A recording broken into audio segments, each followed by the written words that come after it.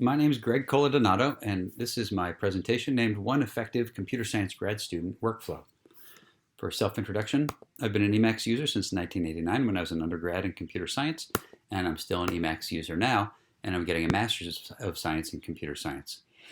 My day job, I work in product management in a Silicon Valley computer vision startup, and I'm proud to say I've been submitting my first PRs to open source projects this year. The goals of my workflow are first, to make my notes easily accessible and searchable. Second goal, provide a way for me to permanently remember what I learn.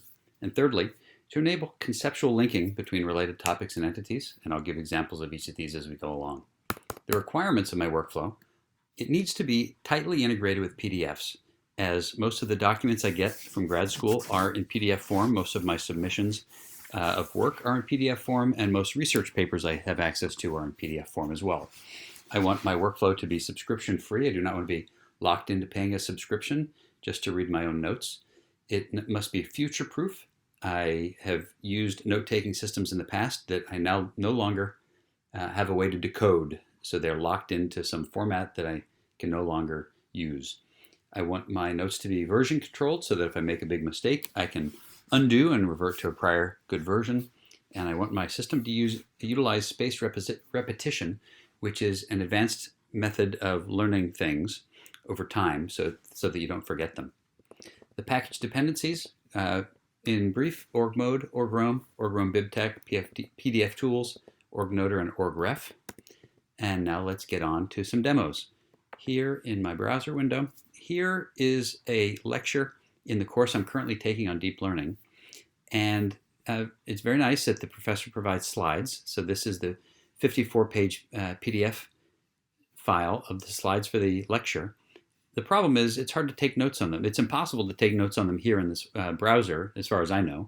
So what I've done is I've incorporated these slides as a PDF in org-roam, which I will now visit this file, and you can bring it up alongside the PDF I was just looking at here.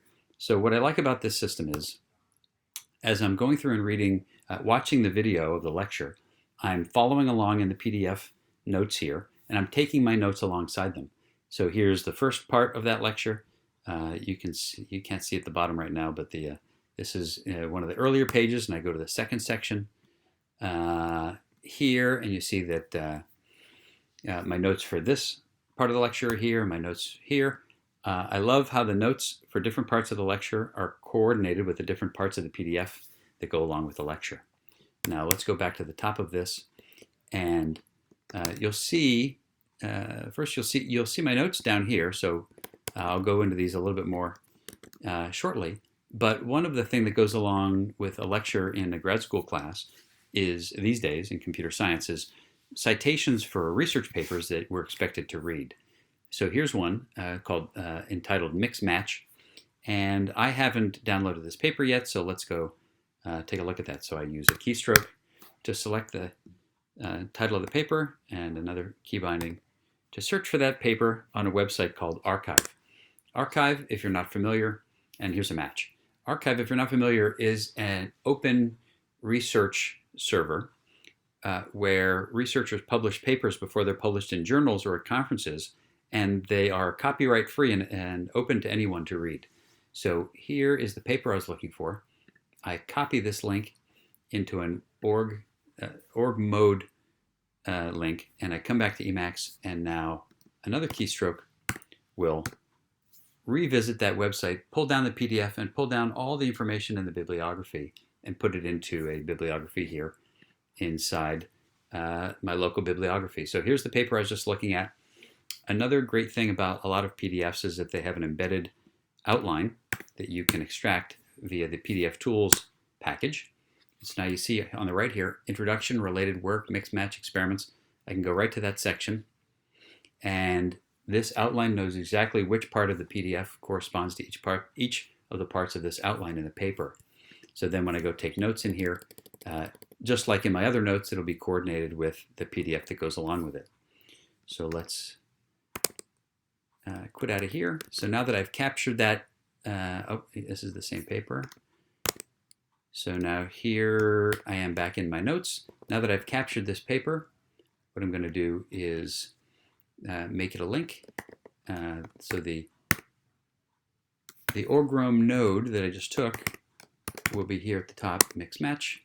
There's a little difference in it. You'll see here, this M is a different case than this M, and that's one of my, on my to-do list, I'd like to make it so that this search is a little less case sensitive.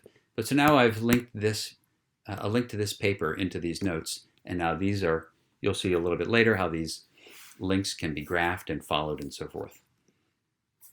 While I'm in this document, I'd like to show you that when I'm learning something and I learn a new fact, I write down what I learned in the form of a question and an answer. So you can see here, there's a question that begins with, what, who, what, where, what. It begins with a W word or a how or if or is, and it ends in a question mark. And then following that is another string that ends in a period. So I have I'd like to do this in Emacs as well, but I haven't worked that out yet. I have a script that will, let's find it, A-N-K-I-F. Okay, I have a script that will go through all the notes in my OrgRoam directory and find all the questions. And now let's pull up the most, no, don't edit the buffer. Save that, come back to here. So now you can see that all the questions that I'd written in my notes have now been Ankified. Now, what's that mean? Anki is this program here, which is a flashcard system based on the idea. No, let's not download that right now.